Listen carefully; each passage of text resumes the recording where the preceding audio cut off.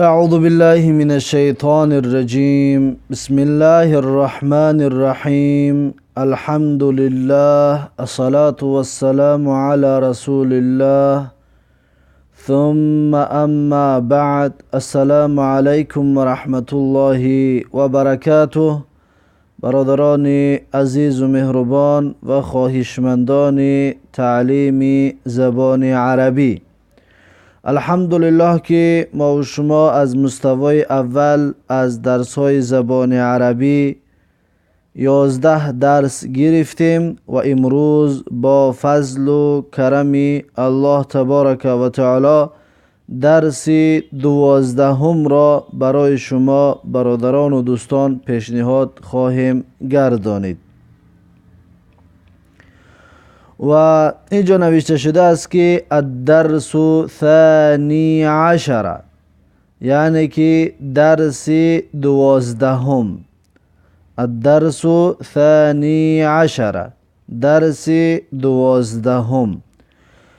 پیش از اونه که موضوعات این درس را بخوانیم، اولا در باره این درس یا در موضوع این درس که در چی باب صحبت میکند باید معلومات داشته باشیم تا اینکه متوجه شویم در موضوع درس. موضوع درس ما و شما تأنیث فاعل هست یا مؤنث را شناختن هست، یعنی زنانه را شناختن هست. بعضی درس‌های گذشته ما و شما بیان کرده بودیم که فعل بعدش حتما فاعل دارد، فعل به فاعل نمی شود. لیکن درس‌های گذشته هر جایی که فعل خواندیم آن مذکر بود، یعنی مردانه بود. در این درس برای ما و شما فعل مؤنث را فعل را میارد و فاعل را مؤنث بیان میکند، به خاطر آنه که فرق است بین فعل مذکر، یعنی علامت دارد، و مؤنث علامت خودش را دارد. و این را میگوید در این موضوع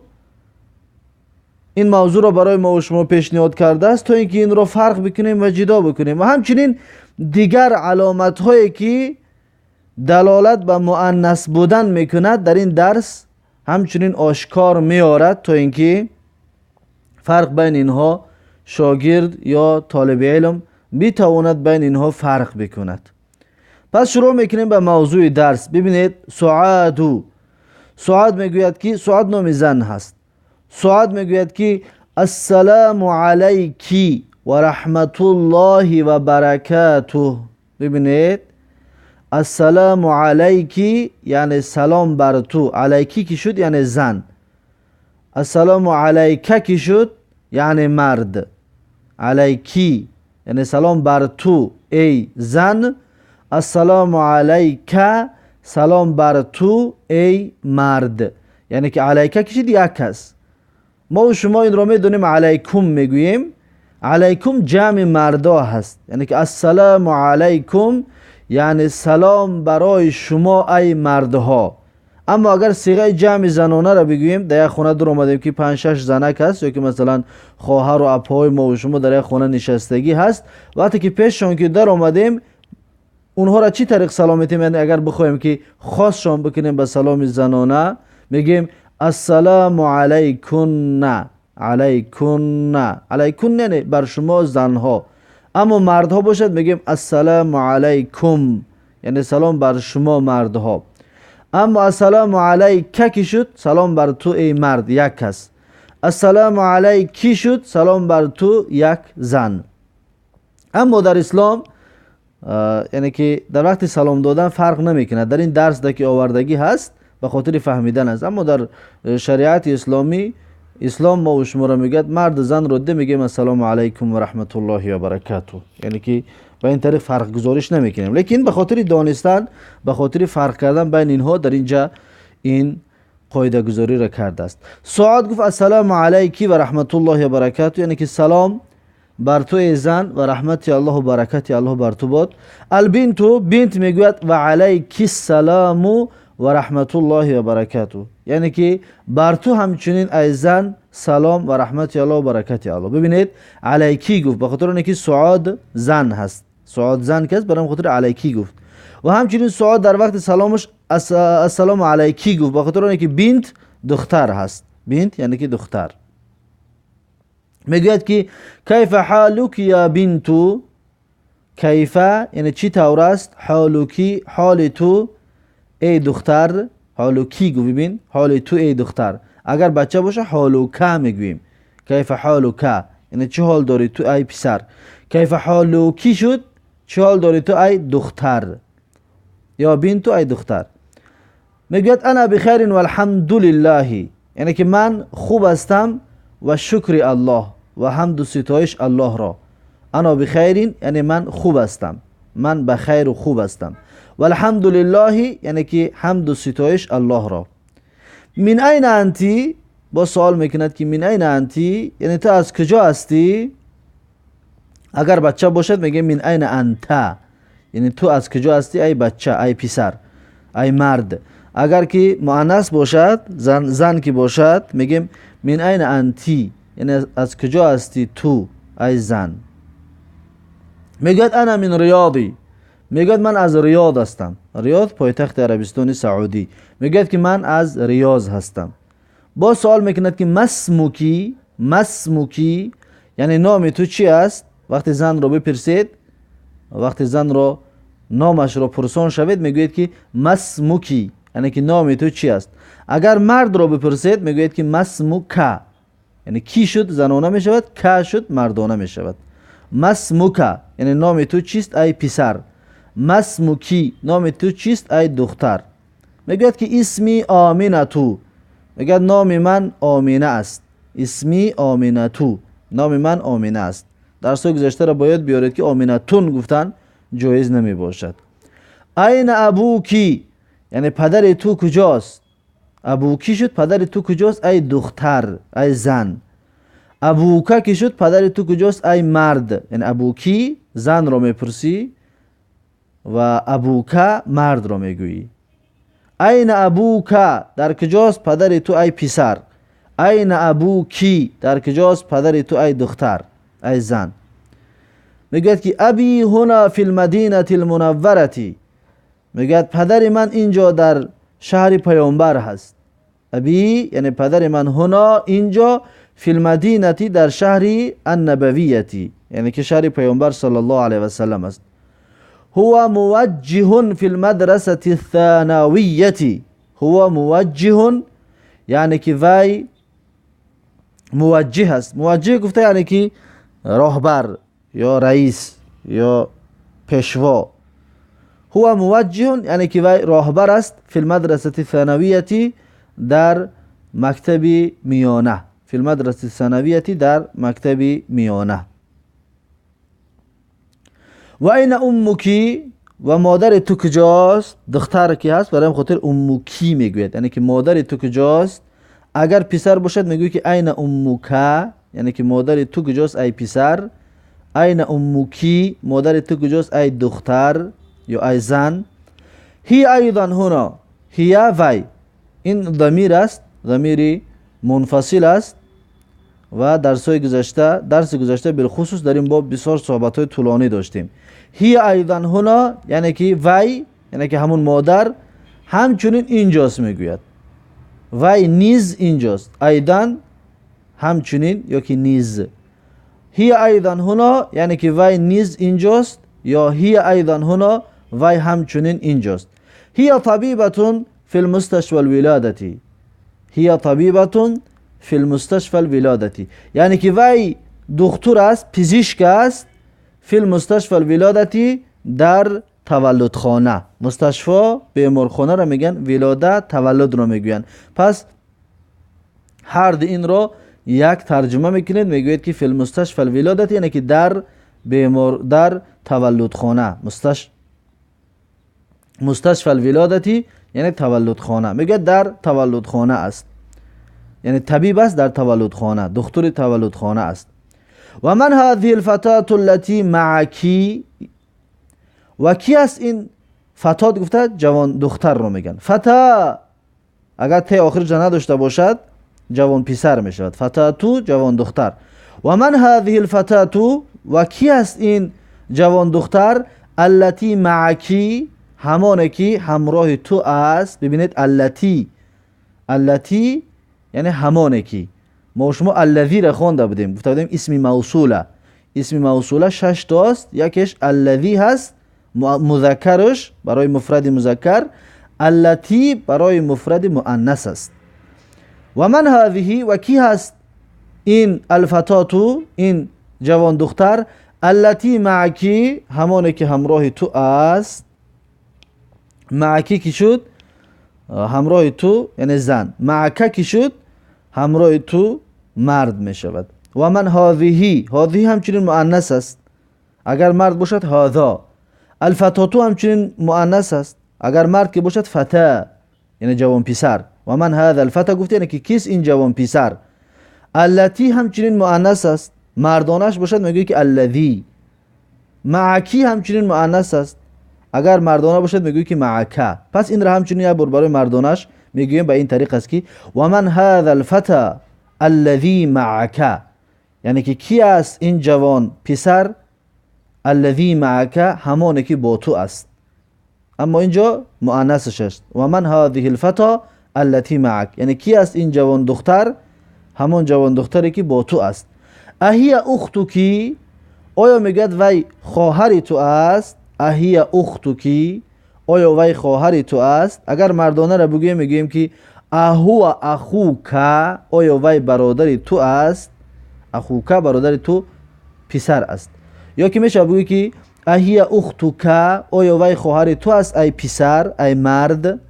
اهی اختکی گفتی یعنی وی خواهر تو است ای زن.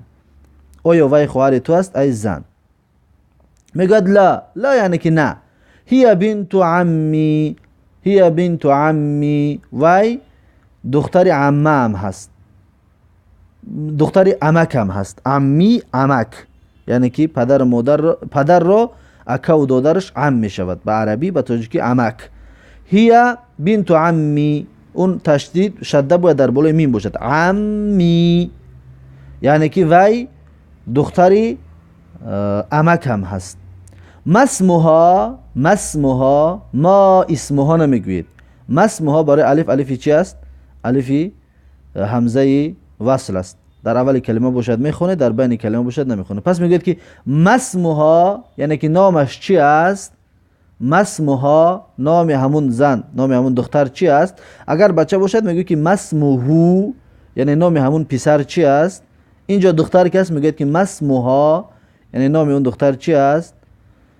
اسمها فاطمه، اسمها فاطمه یعنی که نامش فاطمه است. اسمها نام همون دختر فاطمه است. اگر بچه باشد میگوی که اسمه محمدون یعنی که نام اون پسر محمد است.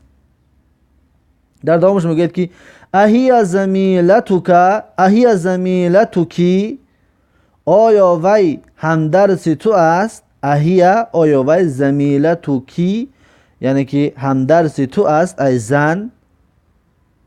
اگر بچه که باشد میگوی که اهو زمیلوکا یعنی که آیا وی همدرس تو است. اینجا در ببینید هی زنانه است، مردانش هو می شود. زمیلتو مؤنث است برای ت دارد، مردانه که باشد زمیلو می شود.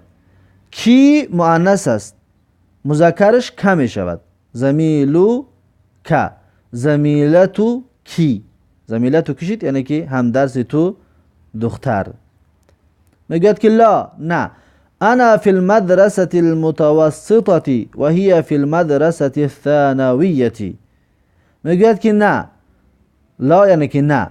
انا فی المدرسة المتوسطة، میگوید من در مدرسه، در مکتبی متوسطه هستم یعنی که میانه. و هی فی مدرسه ثانویه، اون در مکتبی میانه است همچنین. یعنی که متوسطه این عرب ها مکتباشون گوناگون هست. ما و شما مکتب میانه داریم، مکتب عالی داریم. دانشگاهی میانه است و عالی هست. در عربا بسیار چند قسم است، یعنی که متوسطه دارن، اول ابتدایی دارن، بعد متوسطه دارن، بعد ثانویه دارن، بعد کلیه دارن، جامعه، بعد از این باز چند نام های گوناگون دارن. اما در ما و شما اینها را ترجمه کردنش کمی مشکل است. میشه مدرسه متوسطه را بگیم مدرسه ای که از میانه پایان تر باشد.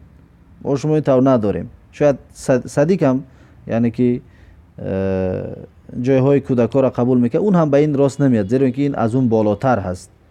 اون در مدرسه ابتدایی، از ابتدایی هم پایانتر قرار میگیرد. خلاصه در مدرسه میانه است و هی فی المدرسه ثانویه، یعنی که جایهاشون فرق میکنه، یادش کمی بالاتر هست و یادش کمی پایانتر است، یعنی که هم صنف نیستن. بگیم کورس هایی که میخونن یا مکتب میانه ده که در صنفی که میخونن، یادش مثلا صنفی 2 باشه تا صنفی 5 است، یعنی که فرق میکند صنف هاشون، یعنی برای هم درس نیستن، هم صنف نیستن. همین رو در نظر دارد. الکی اختون، آیا تو خواهر داری؟ الکی یعنی که آیا تو داری؟ اختون خواهر. اگر که بچه باشد میگو که الک اختون، آیا تو خواهر داری؟ دختر کس میگو که الکی اختون، آیا تو خواهر داری؟ لا مالی اختون، میگوید که نه من خواهر ندارم. لا ما یعنی که نه. چطور درس گذاشته گفتیم ما مای نافیه میشود. اینجا ما مای نافیه است. همچنین ما دیگر معناها را داره، لیکن در اینجا به معنای نفی است، لیکن نه به معنای لا است یا لیسه است، نه نیست. یعنی ما لی اختون یعنی که ندارم من خواهر. لی یعنی که ندارم من. ما لی یعنی ندارم من. لی که باشد دارم من، یعنی ما لی ندارم من. اختون یعنی خواهر. میگه که من خواهر ندارم. الکی اخون، آیا تو برادر داری؟ اگر دختر را بپرسی میگه که الکی اخون، آیا تو برادر داری؟ اگر بچه را بپرسی میگه که الک اخون، آیا تو برادر داری؟ الک اخون، آیا تو برادر داری؟ دختر که باشد الکی اخون، آیا تو برادر داری؟ میگه نعم بله. لی اخون کبیر و هو طالب بالجامعه، میگه که بله. لی اخون یعنی من برادر دارم، کبیرون کلان هست، من برادری کلان دارم، یعنی که از خودش کلان هست. و با تاجیکی موشومه یعنی اکه دارم. لی اخون کبیرون یعنی که من اکه دارم، میگوید من اکه دارم. و هو طالب بالجامعه و وی شاگرد است یا که دانشجو است در جامعه، در دانشگاه. و در جامعه میخواند، یعنی که این خودش در مکتب میانه میخواند و اکهش در دانشگاه میخواند، در اونیورسیته میخواند. و من هذا الطفل الذي معك، و کی است همین طفل یعنی که جوان پسر، کودکی که بچه است. الذي معك همونه که با تو است. معکی با تو است، زن باشد. اگر که مرد باشد معکه همراه تو است ای جوان پسر. معکی همراه تو است ای جوان دختر. و من هذا الطفل الذي معك، و کی است این پسرچه؟ الذي معك همونه که با تو است. الذي ببین مردانه است، به خاطر اونه که صفتی طفل است. طفل مرد کی است، برای خاطر الذي آوردگی است. اگر که زن میشد التی می آوردش. مثلا که بنت میشه در جای همین طفل میگفت که من هذه البنت التي معك، در بالا خوانده این رو. التی کشید صفتی بنت میشود، الذي کشید صفتی طفل میشود، یعنی صفتی مردانه موصوف. صفت هم چنین اگر موصوف مردانه باشد صفت هم مردانه میشود، یعنی مذکر میشود. هو ابن اخی، میگه که وی پسری برادرم هست. هو ابن، وی پسری، اخی برادر من هست. ببین اخی آخرش یا دارد، ایرا یای ضمیر گفته بودیم، ضمیر متکلم برای مذکر مؤنث یادتون بگیرید، یعنی ضمیرها را. هو ابن، ابن الفش الفی در اولش الف که هست، ایرا همزه وصلش میگن، در بین کلمه باشد نمیخونه. برای هم خاطر نمیگیم که هو ابن اخی، میگیم که هو ابن، هو ابن، گویا که الف نیست. هو ابن اخی یعنی که وی پسری برادرم هست. مسمه یعنی نامش چی است؟ ببین مسمه نام همون جوان پسر چی است، نام همون بچه چی است. همچنین اسم را الفش الفی همزه وصل است، این را در بین کلمه نمیخونیم. شه مسمه یعنی نامش چی است. اگر دختر باشد میگید که مسمها یعنی نام وی دختر چی است. بچه کس میگه که مسمه نام اون بچه چی است. میگد اسمه سعد، نام اون بچه سعد است. اسمه سعد یعنی که نام اون بچه سعد است. امکی فی البیت الان، میگد که آیا مادر تو در خانه است حالا. آیا امکی مادر تو ای دختر، فی البیت در خانه است، الان حاضر حالا. اگر بچه را بپرسی میگه که امک فی البیت الان، آیا مادر تو ای جوان پسر فی البیت در خانه است الان حالا. لیکن اینجا دختر را پرسیده سه، برام خاطر میگوید که امکی فی البیت الان، آیا مادری تو در خانه است حالا؟ میگه که لا، نه. ذهبت الى المستشفى، ذهبت الى المستشفى، رفت فاعلش هیه است. رفت ضمیر مستتری که گفته بودیم در تگ نمین ضمیر مستتر است. ذهبت هیه یعنی که رفت وی مادرش در نظر داره، رفت مادرش الى المستشفى به بیمارخانه، یعنی بیمارخانه رفت. ببینید درس گذشته ما شما ذهب را خونده بودیم. ذهب رفت، می گفتیم که فاعلش هو است. ذهب فاعلش هو است، رفت وی. در اینجا ببینید ذهبت شد، در آخرش ت شد. فرق چی است؟ فرق این است که این ت را ت تانیثش میگن، ت مؤنثش میگن. این دلالت به این میکند که فاعل مؤنث است، همون اجرا کننده کار مؤنث است. مثلا که ذهبت حتما میدونی که همون رفتگی زن است، مرد نیست، زن است یا دخترچه است یا دختر است، یعنی که جنسی زنانه است، جنسی مردانه نیست. اگر ذهبه که گفت بدون همین ت که گفتیش معلوم می شود که مرد است، یعنی که زنانه نیست، جنسی زن نیست، جنسی مرد است. برام خاطر چطور گفتم این درس ما و شما مردانه، فاعل مردانه و زنانه بودن معین میکنه. یعنی ذهبت که گفتی فاعل مؤنث است، ذهبه که گفتی فاعل مذکر هست. برام خاطر این را در یادتون داشته باشید. ذهبت لیکن باید آخرش چی داشته باشد؟ ساکن باشد. ذهبت آخرش ساکن باشد. اما اگر ذهب تو باشد، اگر می شود رفتم من. نوشتنش اگر فقط حرکت شد ببینید، مثلا می ذهب را بسیار اهمیت بدید. مثلا ذهبت باشد رفت وی زن. اگر همینجا اگر که حرکت نداشته باشد تو بگویی که ذهب تو یعنی رفتم من. اگر همینجا تو خودت حرکت بمونی بگویی که ذهب تا یعنی که رفتی تو. اگر همینجا با حرکت بمونی بگویی که ذهب تی رفتی تو. ببین ذهبت رفتی تو مرد، ذهبتی رفتی تو زن. لیکن ذهبت شد رفت وی. وی ما شما مخاطب و غایب رو خوندیم. ذهبت غایب است، فاعلش یعنی که زمان گذشته فعل ماضی است. ذهبت فعل ماضی هست و فاعلش غایب هست، یعنی هیه. ذهبت هیه. و اگر که ذهبت که گفتی این مخاطب می شود، یا ذهبتو که گفتی این متکلم می شود، یعنی من. ذهبتو رفتم من. ذهبتی که گفتی این مخاطبه می شود، زن. ذهبتی انتی یعنی رفتی تو زن. برام خاطر این را ببینید اینجا حرکتش هست آسان هست، اما اگر حرکتش که نباشد چند نمود خوانده می شود. اگر همین حرکتاش نباشد چند نمود خوانده می شود. برام خاطر بسیار اهمیت بدید. یعنی چی گفته سین؟ اگر خودتون را گفتنی باشید میگه ذهبتو. اگر گفتنی باشید تو مرد میگوی ذهبت. اگر گفتنی باشید تو زن میگوی ذهبتی. اگر گفتنی باشید که وی زن میگوی ذهبت. ببینید همین 4 حرف ذ و ه و ب و ت چقدر به حرکت ماندنش دیگرگون می شود. برای خاطر زبان عربی بسیار احتیاج به گراماتیک دارد. اگر که گراماتیک را که ندانی شاید تو گفتنی که رفت وی میگوی ذهب تو یا ذهب تا یا ذهب تی و فرقش کرده نمیتونی. برای خاطر بسیار اهمیت بدید گراماتیک زبان عربی رو. هر قاعده که گراماتیک میگیم در یادتون داشته باشید. تمارین یعنی که مشق ها. تمارین یعنی که مشق ها. تمرین یکم اقرا و اکتب، بخوان و بنویس. اقرا بخوان فاعلش انت. برای چی انت گفتیم انتی نگفتیم؟ به خاطر اینکه علامت تانیث ندارد. اگر که اقرائی میشد اگر پس اقرائی فعل امری زنانه در آخرش یا میگیرد. اقرائی میشد بخوان تو زن میشد. اقرا که است بخوان تو مرد. وکتب بنویس تو مرد. اگر زن باشد میگه که وکتبی در آخرش یا میمونی میشود بنویس تو زن. رقم 1 کیف حالک یا ابی.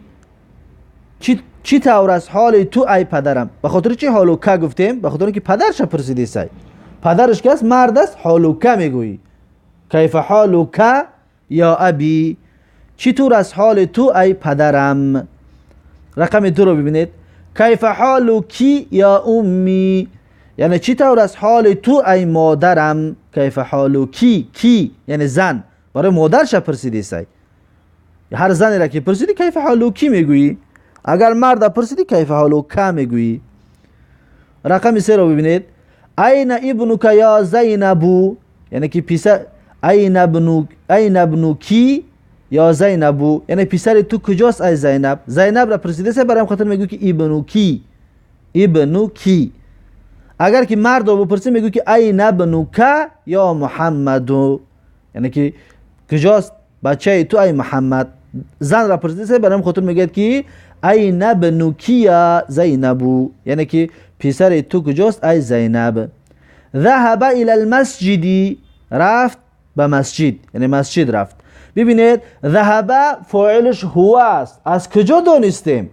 از اینه که در آخرش تی تانیث ندارد. اگر دخترش میگفت که ذهبت، بچه‌ش گفته سه برام خاطر میگه که ذهب یعنی که رفت وی، یعنی که بچه‌ش الى المسجد، یعنی بچه‌ش مسجد رفته است. اگر دخترش مسجد میرفت میگفت که ذهبت الى المسجد. ذهبت آخرش ت میموند، ت کی ساکن باشد. باز در این پوین آورده است. ببین میگوید که این، رقم 4 رو ببینید. این بنتوکی یا آمینه تو، یعنی که دختری تو کجاست ای آمینه. بنتوکی یعنی آمینه کی است، برای خاطر زن کی است، برای خاطر بنتوکی میگوید.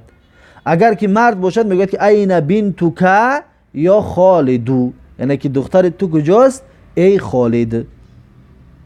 میگه ذهبت الى المدرسه، یعنی که مدرسه رفته است. ذهبت فاعلش زن هست، یعنی که همون آدمی که رفتگی است زن هست.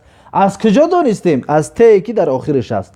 ذهبت، ببینید ذهبت آخرش ده ساکن موندگی، او را حرکت نمیتیم. اگر حرکتش که دادیم معناش دیگر میشود. مثلا بگویی که ذهبتو رفتم من، ذهبتا رفتی تو مرد، ذهبتی رفتی تو زن. لیکن جا ساکن است میگه که بگو که ذهبت، این تیره تی ساکنه میگویند. رقمی 5. لمن هذه الساعة الجمیلة، میگوید که از آن کی است این ساعت زیبا. هذه اسم اشاره مؤنث است. به خاطر چی؟ به خاطر اینکه از ساعتو آخرش ت دارد. از ساعتو موصوف است، آخرش ت دارد، مؤنث است. برای خاطر جمیله تو گفتیم، ایرا مؤنث کردیم. میگه که از آن کی است این ساعت زیبا. اهی لکی یا فاطمه تو، آیا وی یعنی ساعت، هیا ضمیر است مؤنث است، یعنی که ساعت آخرش ت دارد، برای خاطر هیا میگوید. اهیا آیا همون ساعت لکی از آن تو است یا فاطمه تو ای فاطمه. زن پرسیده برای خاطر میگیم لکی یعنی از تو است. اگر مرد رو بگیم میگیم که لکه. پس اگر که محمد رو پرسیدنی باشه میگیم که اهیا لک یا محمدو، آیا همون ساعت از تو است ای محمد. اینجا زن کی است، برای خاطر میگوید که اهیا لکی یا فاطمه تو، آیا همون ساعت از تو است ای فاطمه. میگه که نعم هی لی، یعنی که بله اون از من است. هی وی یعنی ساعت، بله اون ساعت از من هست. نعم هی لی، بله اون از من است. رقم 6. اهذا قلمك یا محمدو. اهذا قلمك یا محمدو، آیا این قلم تو است ای محمد. اگر زن باشد میگویی که اهذا قلمکی یا فاطمه تو، آیا این قلم تو است ای فاطمه. ببین قلمک که گفتی مرد را پرسیده است، قلمکی که گفتی زن را پرسیده است. یا حرکت رو ببینید مردانه و زنانه اش میکند. لا میگوید نه، هذا قلمک انت، میگوید که نه این قلمی تو است. قلمک یعنی قلمی تو است، انت همچنین تو، یعنی این قلمی تو است. و اگر اینجا زن رو میگفت، اگر فاطمه میشد میگفت که لا هذا قلمکی انتی، یعنی این قلمی تو است ای فاطمه. فاطمه که زن است قلمکی. اینجا محمد را پرسیده سای، برام خاطر میگه که قلمک یعنی قلمی تو است ای محمد. انت یعنی تو. ببینید کاف ضمیر هست، ضمیری متصل است. انت ضمیر است، ضمیر منفصل است. متصل است به خاطر اینکه قلمک در قلم چسبیدگی است. انت منفصل است به خاطر چی؟ به خاطر اینکه جدا نوشتگی است. ضمیرها را همچنین در بیاتون بیاره 61 ضمیری که گفته بودیم. 61 ضمیر رو همش رو نگفتیم، تقریبا 40 چند ضمیر گفتیم. 40 چند تا در یادتون بیارید ان شاء الله. یک 10 تا 12 تا چند تا گشه ان شاء الله جاش آمد بیانش میکنیم. رقم 7 تلك السيارة الجميلة التي خرجت الآن من المدرسة للمدير. ببینید میگه تلك السيارة همون ماشین، تلك آن، این اسم اشاره برای بعید مؤنث است. السيارة مؤنث برام خودی تلك را استفاده برده است. تلك السيارة آن ماشین، الجمیلة زیبا، یعنی آن ماشین زیبا، التي همان کی، خرجت الآن من المدرسة برآمد حالا از مدرسه، للمدیری از مدیر هست. ببینید اینجا ما گفتیم تلکه برای چی؟ به خاطر اینکه سیارتو مؤنث است. جمیلتو گفتیم به خاطر چی؟ به خاطر اینکه موصوف مؤنث است. سیارتو مؤنث است، برای خاطر جمیلتو گفتیم. جمیلتو صفت سیاره است. التی گفتیم به خاطر چی؟ به خاطر اینکه صفت دومی سیاره است، صفت دومی ماشین است. صفت یکمش جمیل است، صفت دومش التی. خرجت یعنی که برآمد، معلوم شد که فاعلش مؤنث است. خرجت فاعلش چی است؟ مؤنث است. اون مؤنث چی است؟ ماشین. یعنی که برآمد، چی برآمد؟ ماشین برآمد. ماشین آخرش ت دارد، برای خاطر خرجت گفت. الان حاضر. لیکن ما در وقت خواندن حاضر اینجا نگفتیم خرجت الان. حالا من خواندم که خرجت الان، خرجت الان. به خاطر چی تی گفتم من؟ به خاطر آنه که اینجا التقاء ساکنین نش میگویند، یعنی دو ساکن هست. لام را ببینید بالاش ساکن دارد و تر هم اگر ساکن بمونیم خوانده نمی شود در زبان عربی. خرجت آنه یعنی خوانده نمی شود. برای همین خاطر تر برای خلاص شدن از ساکن، دو ساکن که هست در اینجا، تر کسره میتیم تو اینکه ای ساکن، دو ساکن ما خلاص بخوریم، بگیم پیشمون بند شدگی است، تلفظ کرده نمیتوانیم، کار میکنیم که از این تلفظ کرده بشود. برای خاطر میگیم که خرجت الان، اما در اصل خرجت است. اون کسره که میبینیم اون کسره اصلی نیست، کسره عارضه میگن، کسره برای احتیاج که پیدا که کردیم برای اون کسره را آوردگی هستیم. اصلش خرجت است. خرجتی برای از دو ساکن خلاص خوردن آوردگی هستیم. فهمایی را دیاتون بگیرید. همچنین خرجت الان یعنی برآمد همون ماشین حاضر، من المدرسه از مدرسه، للمدیری ماشین کی است؟ مدیر هست. خرجت معلوم شد که فاعلش چی بوده است؟ مؤنث بوده است. اگر مذکر که میشید خرجه میشد. رقم 8 انت مهندس یا اخی، آیا تو انجینیر هستی ای برادر؟ انت میگیم، حرکت ندارد لیکن انت میگیم. برای چی؟ به خاطر اینکه مرد رو پرسیدیم. اگر زن میشید انتی میشد. اینجا مرد کی است؟ برام خاطر میگوی که انت مهندس یا اخی، آیا تو انجینیر هستی ای برادرم؟ اخی در آخرش یا است، یا متکلم است، ضمیر متکلم، یعنی که برادر من. ببینید اگر همین سوال را زن را بپرسیم به این طریق میپرسیم که انتی مهندستون، مهندسته را در آخرش ت میمونیم برای مؤنث شود، یا اختی، انتی مهندستون یا اختی، آیا تو انجینیره هستی؟ انجینیر زن، ای خواهرم. اینجا مرد را پرسیده سه، برام خاطر میگه که انت مهندسون یا اخی، آیا تو انجینیر هستی ای برادر؟ در جواب میگه که لا انا طبیبون، میگه نه من طبیب هستم، یعنی که پزشک هستم، دکتر هستم. اگر که زن میشد میگه که لا انا طبیبتون، میگه که نه من پزشک زن هستم، یعنی که دکتر هستم، دکتر زن. رقم 9 انتی طبیبتون یا اختی. ببین در جا آورده شد انتی طبیبتون، آیا تو طبیبه هست یعنی که دکتر هستی ای اختی خواهر من؟ انتی طبیبتون یا اختی، آیا تو دکتر هستی ای خواهرم؟ اگر مرد میشد میگفت که انت طبیب یا اخی، آیا تو طبیب هستی ای برادر؟ اینجا زن رو پرسیده سه، برام خاطر میگه که انتی طبیبتون یا اخی یا اختی، آیا تو دکتر هستی ای خواهر؟ در جواب میگه که لا انا مدرستون، میگه نه من استاد هستم، مدرس هستم، استاد هستم. اگر مرد میشد میگفت که لا انا مدرسون، من مدرس هستم. مدرستون زن میگوید، مدرسون مرد. یعنی مدرستون معلمه، مدرسون معلم. یا ت فرق گذاشت بین اینها. پس این بود این تمرینی رقم 1. میگذاریم به تمرینی رقم 2. اقرأ.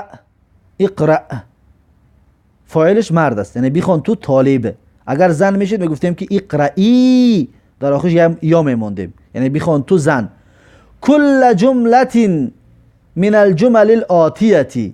اقرأ بخوان. کل جمله، همه جمله های را، من الجمل الآتیه، از جمله های می آمدگی. در پایین ببینید جمله ها را میارد، میگه همه همین را بخوان. ثم اقرأها اخرى بعد تغییر المنادا. پس میگوید که بخوانش. ثم اقرأها، پس باز بخوان. همون اقرأها ضمیر برمیگردد به جمله، جمل، یعنی که جمله را یا جمله ها را. اخرى یعنی بار دیگر. ثم اقرأها اخرى یعنی که باز بخوان همون جمله ها را بار دیگر.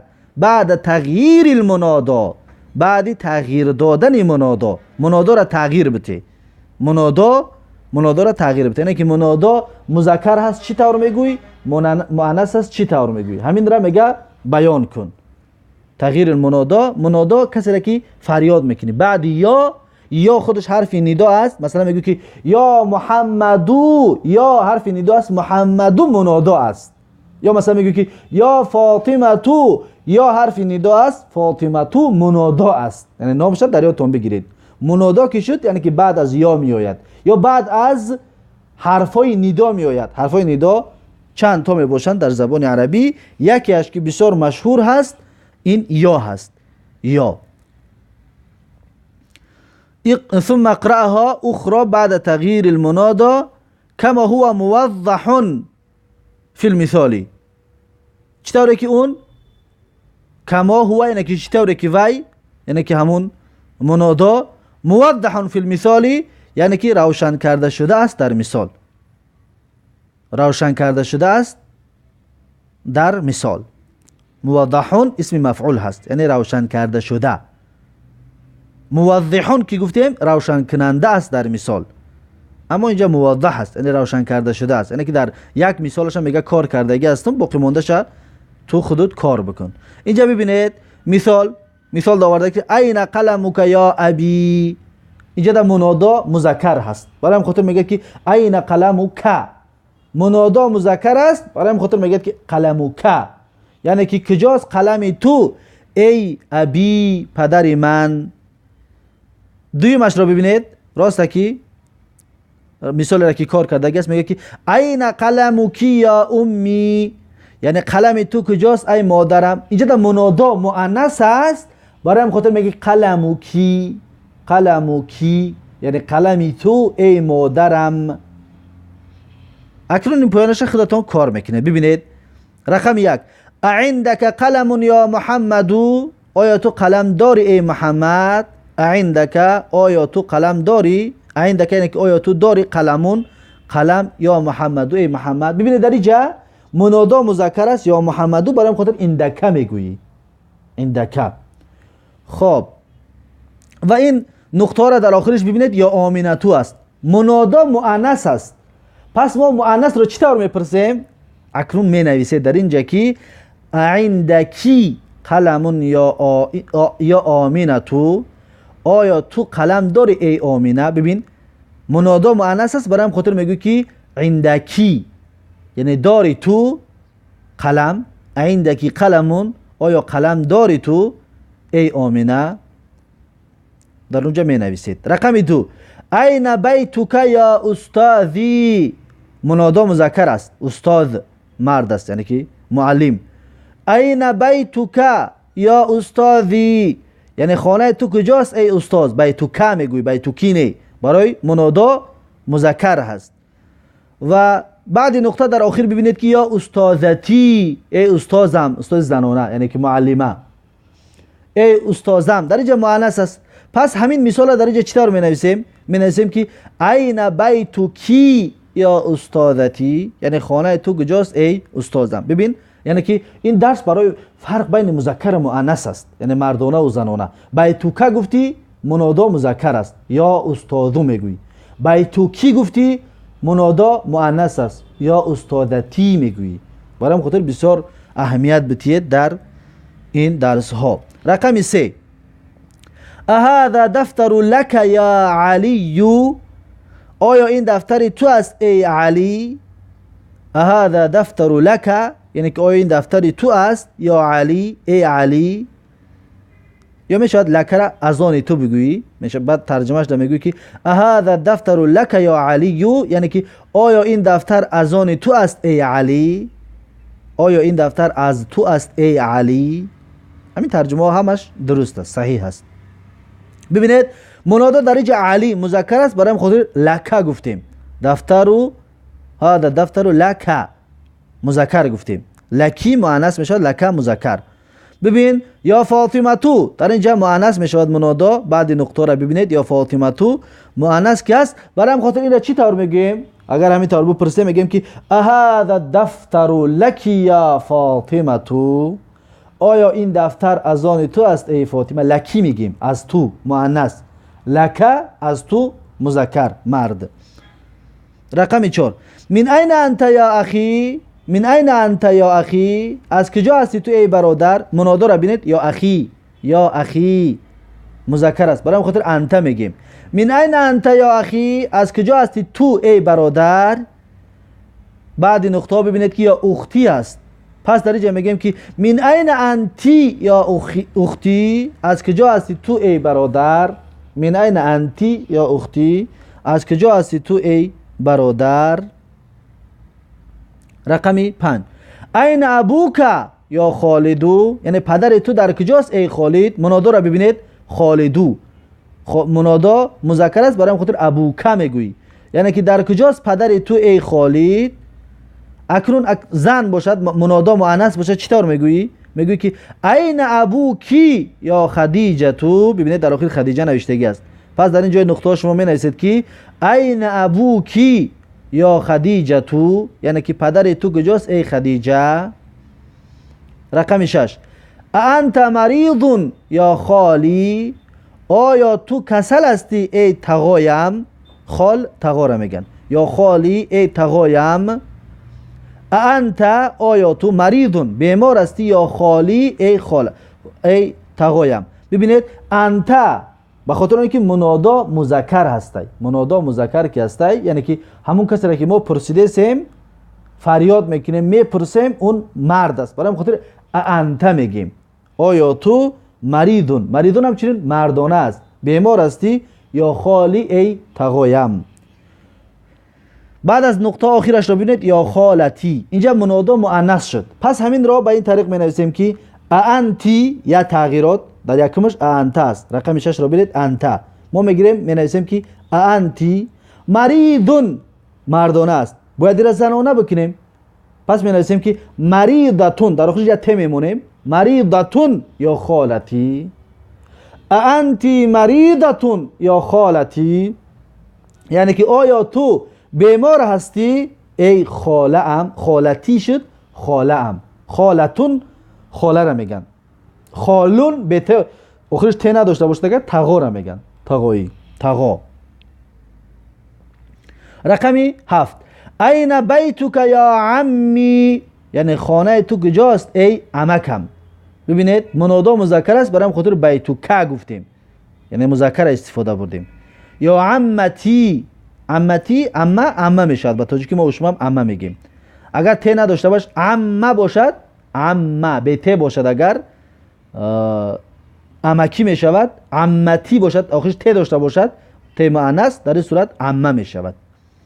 پس در این جای خالی ما و شما می‌نویسیم که این بیتکی یا عمتی، یعنی خانه تو کجاست ای عمه ام، یعنی که ای عمه من.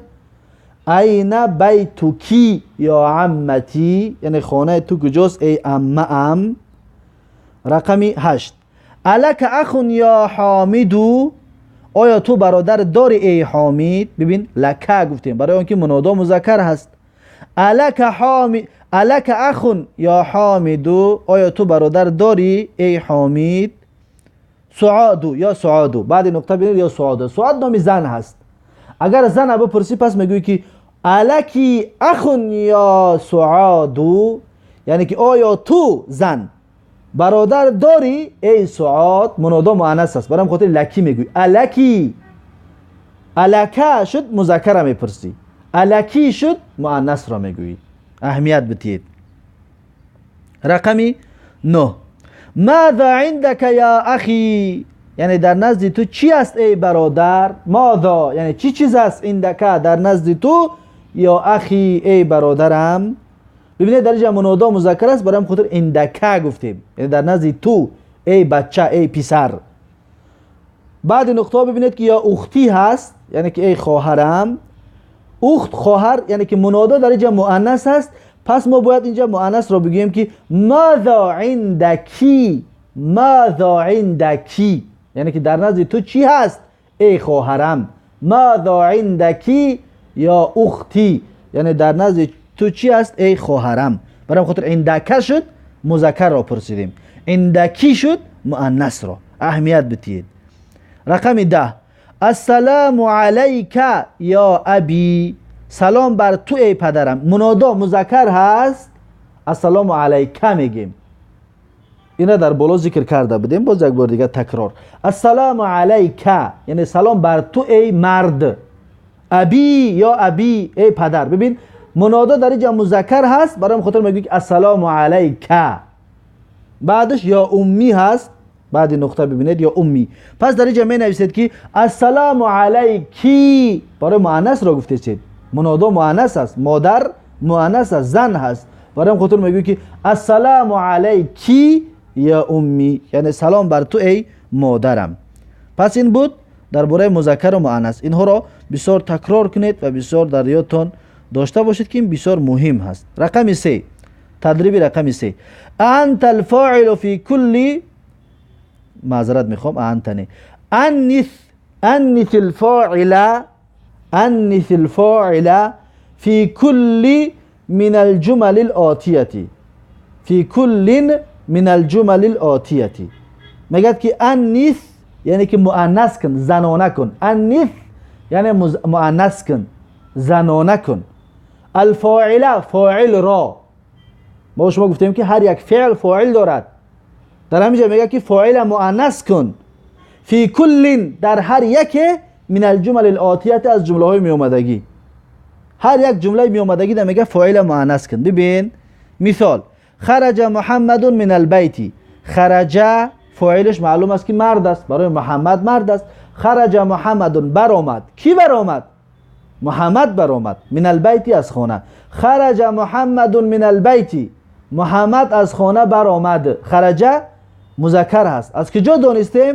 از اونه که ت ندارد آخرش، آخرش ت ندارد.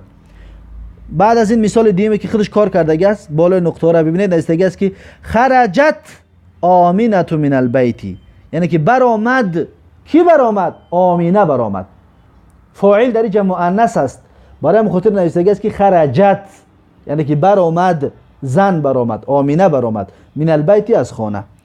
در یکمش گفت که خرجه، برای محمد مرد است، گفت که خرجه. آمینه زن است، گفت که خرجت.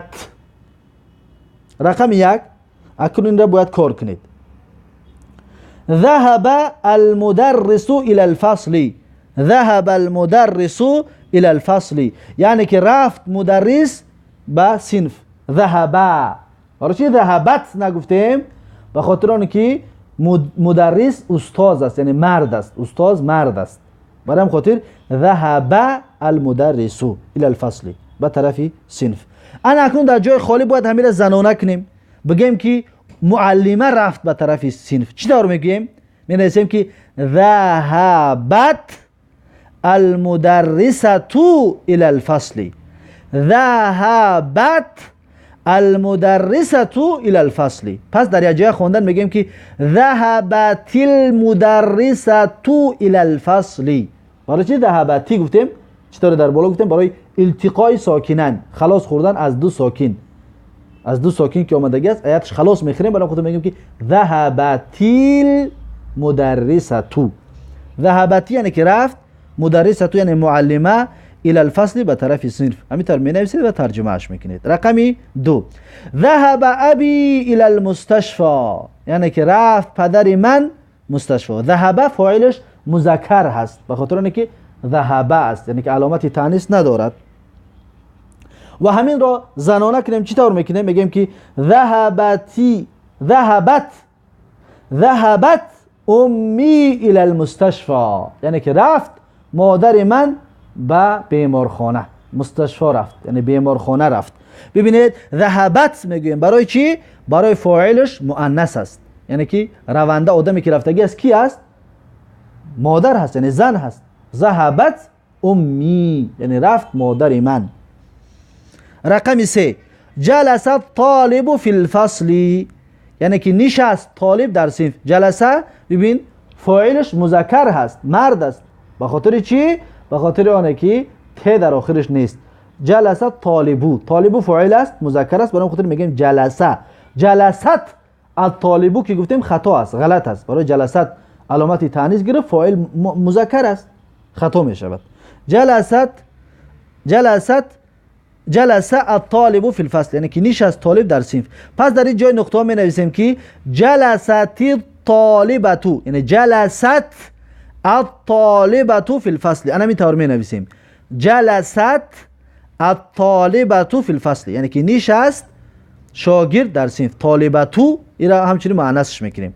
جلست طالبه فی الفصل، جلست الطالبه فی الفصل، یعنی که نشست شاگرد در صنف. رقم 4 خرج اخی من البیت، برآمد برادرم از خانه. خرج اخی یعنی برآمدگی کی است؟ برادرم است. برادرم یعنی که مرد است، برام خاطر خرجه میگیم.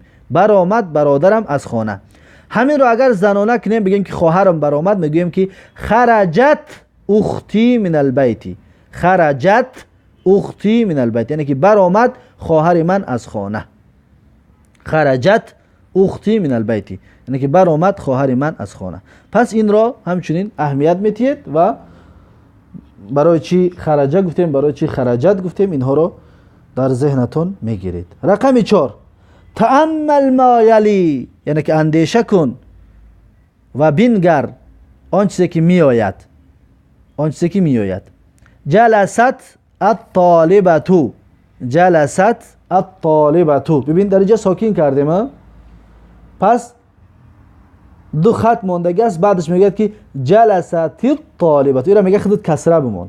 اصلش جلست الطالبه است، لیکن گفتیم برای التقای ساکنین تر ببین ساکن است و حرف لام ساکن دارد.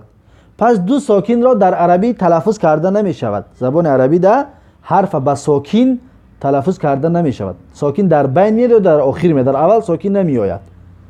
برای همین خاطر دو ساکن اگر همچنین در عربی دو ساکن بر بر نمی آید. و برای همین خاطر میگه که جلستی تر کسره میتی. اینجا همچنین پایانش ببینید گفتگی ساکن را کسره میتیم. به خاطر چی؟ به خاطر که ال همچنین لامش ساکن هسته، بعد میشود ایل. ببین تیل میشود. بعد مثلا خرجت الطالبه، اگر شبهش بچسبونه میگیم که خرجت الطالبه، خرجت الطالبه. این همون مثالی که گفتیم التقای ساکنه میشود، همون را باید بار دیگه یادرس کرد. تمرین رقم 5 میگه اقرا الجمل الاتیه، یعنی بخوان مثل جمله های می آمدگی را. بخوان جمله های می آمدگی را. اقرا فاعلش مذکر هست، یعنی اقرا انت. برای چی انتی نگفتیم؟ به خاطر اینکه علامتی تانیث نیست. اقرایی میشد بخوان تو زن، اقرا بخوان تو مرد.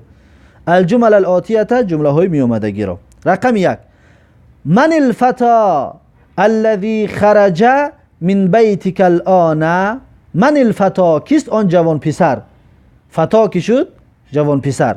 من الفتى کیست آن جوان پسر؟ الذی ببین صفتش فتا پسر کی است؟ الذی میگیم. الذی خرج من بیتک الان، همانه که برآمد از خانه تو حالا. خرج فاعلش هو است. برای چه هو گفتیم و هی نگفتیم؟ به خاطر اونه که تی تانیث ندارد، خرجت میشید بعد هی میگفتیم.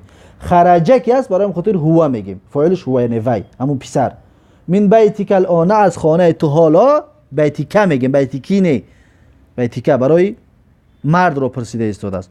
هو ابن عمی میگوید که وی پسر عمم است، وی پسر عمکم است. عمی یعنی که عمکم هست. هو ابن عمی وی پسر عمکم است. هو ابن میگیم، هو ابن نه، هو ابن عمی یعنی که وی پسر عمکم هست. رقم 2 رو ببینید. من الفتاة التي خرجت من بیتک الان یا محمد، یعنی که کی است الفتاة التي، فتاتو کی شد؟ جوان دختر. فتاة التي جوان دختری که التي ببین صفت فتات است، مؤنث است. اگر مرد میشید الذی میگفتیم، زن که است التي. خرجت ببین خرجت میگیم برای چی؟ برای فاعل مؤنث است، یعنی خرجت هی همون فتات، هی من بیتک الان یا محمد، از خانه تو ای محمد. میگه هی بنت خالتی، وی دختر خاله ام هست. همون جوان دختر میگه دختر خاله ام هست. ببینید در اینجا رقم 1 رو ببینید. من الفتا الذی گفتیم برای فتا پسر است، الذی پسر برای مذکر هست، یعنی که اسم موصوله مذکر هست. لیکن رقم 2 رو ببینید. ما گفتیم من الفتاة التی، گفتیم برای چی؟ به خاطر آنکه فتاتو دختر هست، التی صفتش است، اسم موصوله برای مؤنث است، برای مؤنث است. باز بالا را ببینید. بالا را گفتیم که رقم 1 رو من الفتا الذی خرجه گفتیم برای که فتا پسر است، خرجه میگیم یعنی که فاعلش مذکر هست، مرد است، برای خاطر خرجه میگیم. لیکن در رقم 2 رو ببینید. من الفتاة التي خرجت میگیم برای اینکه فتاتو دختر یعنی که فاعل مؤنث است، برای خاطر خرجت میگیم. این را بسیار اهمیت بدید. رقم 3 لمن المفتاح الذي على المكتب، یعنی که از کی است کلید کی بر بالای میز است. لمن از آن کی است، المفتاح مفتاح کلید، الذي همان کلید کی على المكتب یعنی که بر بالای میز است. لمن المفتاح الذي، مفتاح مذکر است، برای خاطر الذي میگیم، صفت چه مذکر میاریم. الذي على المكتب بر بالای میز است. هو للمدرس، و یعنی که هو همون مفتاح، همچنین ضمیر مذکر هست، ضمیر غایب مذکر هست. ببین هو یعنی که وی همون مفتاح، للمدرسی از مدرس است، از استاد هست. رقم 4 رو ببینید. لمن الساعة التي على السرير، از آن کی هست ساعت کی بر بالای کت است. لمن از آن کی است الساعة ساعت، التي همون ساعت کی على السرير بر بالای میز است. ببین لمن الساعة از آن کی است ساعت، التي صفت ساعت است، برای خاطر اسم موصوله مؤنث میاریم، التي میگیم. الذی که گفتیم خطا میشود، برای الساعة ت دارد، مؤنث است، برای خاطر مؤنث میاریم. التي على السرير یعنی که بر بالای کت است. هی لزوج اختی میگه که وی برای وی از آن شوهر خواهرم است. هی لزوجی وی از شوهر خواهرم است، وی از شوهر خواهرم است. هی لزوج اختی وی از شوهر خواهرم است. آیا جایز است ما بگیم که لزوجین اختی؟ درسای گذشته در یاد بیارید. لزوجین اختی گفتن جایز است؟ نه جایز نیست. برای چی جایز نیست؟ برای اینکه زوج مضاف است، اخت مضاف الیه هست. ما گفتیم که مضاف هیچ گاه تنوین قبول نمیکند، برای خاطر لزوجی میگیم. لزوجین که گفتیم خطا است. پس اینجا هم رقم 3 قطع رقم 4 اهمیت بدید. لمن المفتاح، مفتاح مذکر است، الذی گفتیم، الذی اسم موصوله مذکر آوردیم. لیکن در رقم 4 لمن الساعة، ساعت مؤنث است، برای خاطر گفتیم که التی، التی گفتیم، الذی نگفتیم و التی گفتیم، برای خاطر اونه که ساعت مؤنث است. و رقم 6 تمرین رقم 6. در تمرین رقم 6 میگوید که اکمل الجمل الآتیه بوضع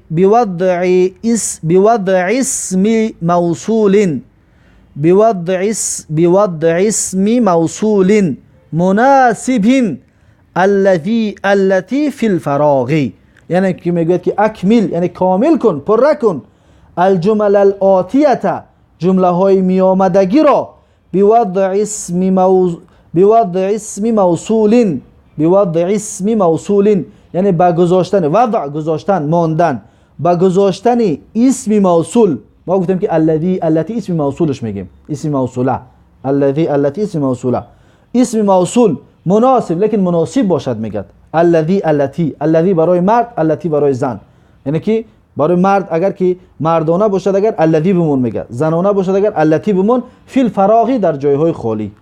یک بار دیگر این رقم 6 را نگاه کنید، میگه که اکمل الجمله. اگر بچسبونه میگیم که اکمل الجمله، اکمل الجمله. برای چی لام کسره دادیم؟ همون قاعده پیشینه که گفتیم که خرجت الطالبه، برای آن کسره دادیم که التقای ساکنین شدگی است. اکمل الجمل الاتیه، اکملی قطع لام میچسبونیم شه اکملیل میگیم. اکمل الجمل الاتیه در حالت تعلیم است، لیکن در حالت گفتن میگیم که اکمل الجمل الاتیه بوضع اسم الموصول، بوضع اسم موصول مناسب التی فی الفراغ. خب رقم 1 الکتاب علی المکتب للمدرس. الکتاب یعنی کتاب، علی المکتب للمدرس بر بالای میز است از آن مدرس است. کتابی که بر بالای میز است از مدرس است. رقم 2 را ببینید، القلم، القلم فی حقیبت مکسور. اینجا در اعلایی که نوشتگی است اینجا خطا هست، یا باید اینجا هم نقطه میگذاشت. الکتاب علی المکتب للمدرسی، اینجا در باید نقطه میگذاشت. بله الکتاب اینجا یک نقطه دارد که با اینجا چند نقطه رنگش خیلی که رقمی داره ببینید چند نقطه هست، باید اینجا هم چند نقطه میگذاشت، لیکن خطای چاپی شدگی است، یک نقطه گذاشتگی است. پس ما در اینجا میگه که الکتابو در همین جا یک نقطه باید اسم موصوله را بمونید. اسم موصوله که گفتیم التی است کو همون را بمونید. الکتابو الذی میگیم یا التی، الکتابو مذکر هست، بعد اسم موصوله مذکر میاره، میگیم که الکتابو الذی علی المکتب للمدرس، یعنی کتاب کی بر بالای میز است از مدرس است. الذی را در جای نمون نقطه الذی می نویسیم. رقم 2 القلم، قلم فی حقیبتی مکسورون در چمدان من است شکسته است، شکسته شده است. ببین القلم مذکر هست، اسم موصوله چی را میمونیم؟ الذی را میمونیم. پس در همین جای نقطه می نویسیم که القلم الذی فی حقیبتی مکسورون، قلمی که در سونکه من است شکسته شده است. رقم 3 السیارة، سیارت آخرش چی دارد؟ ت دارد. پس ما باید اسم موصول مؤنث بمونیم. السیارة التي خرجت من المستشفى الآن للطبيب الجديد، یعنی که السیارة یعنی که ماشین، التي همان ماشینی که خرجت برآمد. ببین فاعلش مؤنث که است، برام خاطر خرجت میگیم. من المستشفى از بیمارخانه، الان حاضر، للطبیب الجدیدی از دکتر نو است، یعنی که همون ماشینی نوی که از بیمارخانه حاضر برآمد از دکتر نو است. رقم 4 الکلب، کلب این مذکر هست، یعنی که علامت تانیث ندارد. پس اسم موصوله چی را میمونیم؟ اسم موصوله الذی را میمونیم، اسم موصوله مذکر ش میمونیم. الذی مذکر است، التی مؤنث. الکلب الذی فی الحدیقه مریض، یعنی سگی کی در باغ است بیمار است، مریض بیمار است. الکلب الذی فی الحدیقه، یعنی سگی کی در باغ هست مریض بیمار است. در جای نقطه الذی را میمونیم. به خاطر چی؟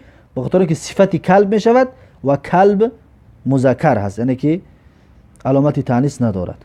رقم 5 الفتا، فتا جوان پسر، اسم موصوله کدامش میمونیم؟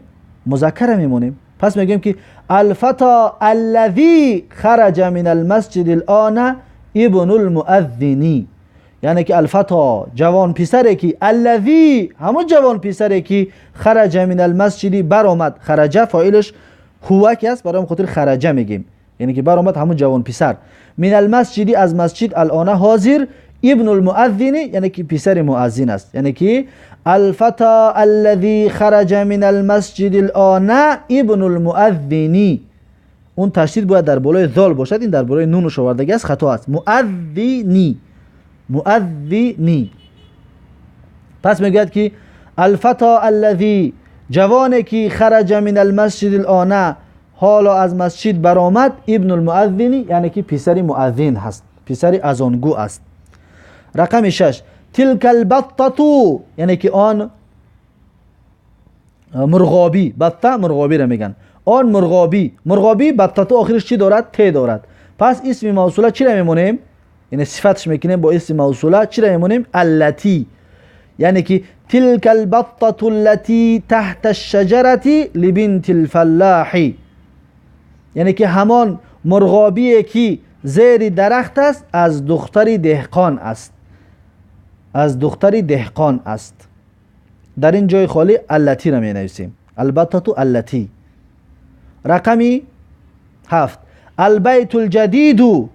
البیت ببینید مذکر هست، نه در آخرش ت تانیث ندارد. البیت الجدید. پس این را ما اسم موصوله چی را میمونیم؟ مذکرش میمونه. مذکرش چی است؟ الذی. البیت الجدید الذی فی ذلک الشارع للوزیر، یعنی که خانه نو، همان خانه نوی که در آن کوچه است از وزیر هست. فی ذلک الشارع یعنی در آن کوچه، للوزیری از وزیر است. ما شما هم توجه وزیر میگیم.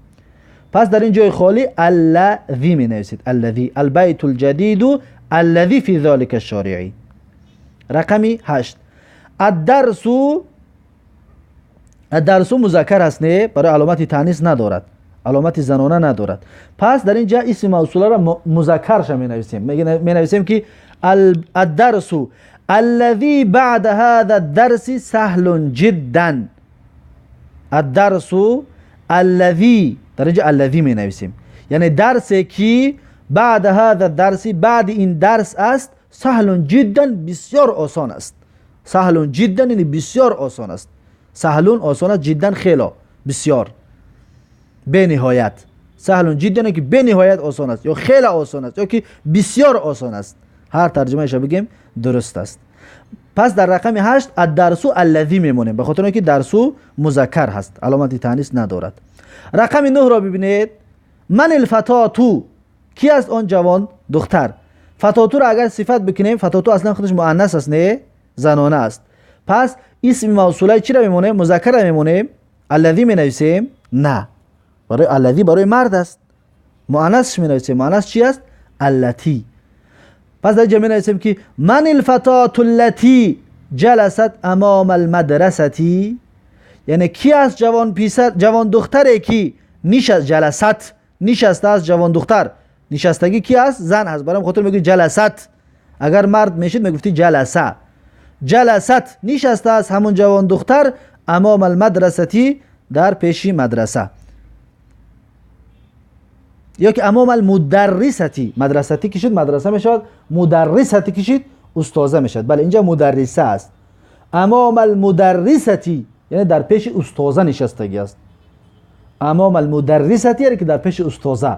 اما بگیم که امام المدرسه یعنی در پیش مدرسه، در پیش مکتب. امام المدرسه یعنی در پیش استاذه. ببینید یک حرکت چطور فرقش میکند. هی طالبه من مالزیا، وی هی وی یعنی که همون فتات، همون جوان دختر، طالبتون شاگرد است، من مالزیا یعنی که از مالزیا است. مالزیا یعنی مالزیا، از مالزیا است. ببینید در رقم 9 بعد فتات التی می نویسیم، برای فتات مؤنث است، اسم موصوله را مؤنث میکنیم. رقم 10 اتلک الحقیبه، آیا آن چمدان. حقیبه مؤنث است، پس اسم موصوله مؤنث میاره میمونه. می نویسیم که اتلک الحقیبه التي تحت المکتب لک یا خالد، یعنی که آیا همان چمدان کی، التی کی، چمدان کی تحت المکتبی در زیر میز است، لک یا خالد از تو است ای خالد. برای چی لکه گفتیم لکی نگفتیم؟ به خاطر آنه که منادا مذکر هست، خالدو یا خالدو مذکر است، برای خاطر لکه میگیم. اگر در جای همین یا فاطمه تو میشد پس لکی میگفتیم، لکی یا فاطمه تو، از تو است ای فاطمه. اینجا خالد که است برام خودت میگیم که لک یا خالدو، از تو است ای خالد. پس در اینجا التی می نویسیم، اتلک الحقیبه التی تحت المکتب لک یا خالدو. در جواب میگه که لا، نه، هی لصدیقی محمدین، میگه که وای از رفیق من محمد است. صدیقی محمدین یعنی رفیق من محمد است. پس در اعراب اینجا یک کلمه نو هست، یک بار بگویم در ذهنتون بماند. هی مبتدا است، لی حرف جار است، صدیق صدیقی اسم مجرور است. صدیق با مضاف است یا مضاف الیه است. صدیقی ضمیری که در آخرش هست، ضمیر متکلم، اون مضاف الیه هست. پس جار و مجرور لصدیقی، جار و مجرور متعلق به کائنون میگیم خبر هست. هی لصدیقی، هی مبتدا است، لصدیقی خبر شد، مبتدا و خبر. پس محمدین در اعراب چی میگویم شه؟ در ترکیب، در تحلیل چی میگیم شه؟ محمدین رو، این را یکم بار خوندیم، این را عطفش میگیم، عطفی نسق، عطفی بیان، عطفی نسق نه، عطفی بیان هستین، عطفی بیان است، این را نامش عطفی بیان است. محمدین میگیم عطفی بیان هست. همچنین بدلش هم بگیم میشود، هم بدل عطفی بیان هر دوش یک چیز است. محمد لصدیقی، برای اینکه صدیق محمد هر دوش یک کس هستند، هر دوش یک کس هستند. صدیق همون محمد است، محمد همون صدیقش است. فهمو؟ برای هم خاطر میشود بگیم که عطفی بیان، محمدین میگیم عطفی بیان هست از صدیق، یا که میگیم که محمدین بدل از صدیق است. هر دوش جایز است. این را همچنین در یادتان بگیرید، بدل یا عطفی بیان. خب الکلمات الجدیده تو یعنی کلمه های نو، الکلمات الجدیده تو یعنی کلمه های نو. العم، در این دست ما شما عم رو خوندیم، عمو یعنی که عمک. در این خودش گفته که اخو الابی، اخو الابی یعنی که برادری پدر، پدر تا برادرش، اکا و دادرش عم میگویی، به عربی عم میشه، با تاجیکی ما شما عمک میگیم، عمک. العمتو، عمتو کشید ما شما با تاجیکی عمه میگیم، عمه. اخت الابی یعنی که خواهر پدرت، اپا و خواهر پدرت که شد عمه می شود. پدر تا اپاش یا که خواهرش به طور عمه می شود، عمتو، به عربی عمتو میشه، به طور که ما شما عمه. الخالو، خال یعنی که تقایی، تقا یا تقایی میگن بعضیا، تقا. اخو الامی یعنی که برادری مادرت، مادرت را اکا و دادرش برای تو را تقا می شود، به عربی خالش میگن، الخالو یعنی که تقا. الخالتو، خاله ما شما هم تاجیکی خاله میگیم، خاله یعنی که اخت الامی یعنی که خواهری مادر، یعنی که اپا و خواهری مادر. مثلا مادرت رو اپاش برای تو را خاله می شود، یا مادر تا خواهرش برای تو را خاله می شود. خاله ما شما هم خاله میگوییم. و الفلاح، فلاح یعنی که دهقان، فلاح دهقان را میگوین. مستشفى الولادتی، مستشفى الولادتی یعنی که تولد خانه، مستشفى الولادتی تولد خانه. اینجا دو کلمه است، مستشفى یعنی بیمارخانه، الولاده یعنی که تولد، ولاده تولد را میگن. پس هر تاش جمع میکنی یا ترجمهش میکنی، مستشفى الولادتی یعنی که تولد خانه، تولد خانه. پس این بود کلمه های جدید در این درس. و همچنین اینقدر قاعده ها یا که چیزهایی که در این درس گفتیم اونها رو همچنین حفظ کنید و بنویسید و یادداشت کنید و در ذهنتون بگیرید که این بسیار برای آینده اتون مفید و فایده‌ناک و فایده آور هست. بارک الله فیکم و جزاکم الله خیرا. و درس در اینجا به پایان میرسونیم. تا درس آینده یک شما را به الله تبارک و تعالی میسپارم و الله حافظ و مددگارتون. السلام علیکم و رحمت الله و برکاته.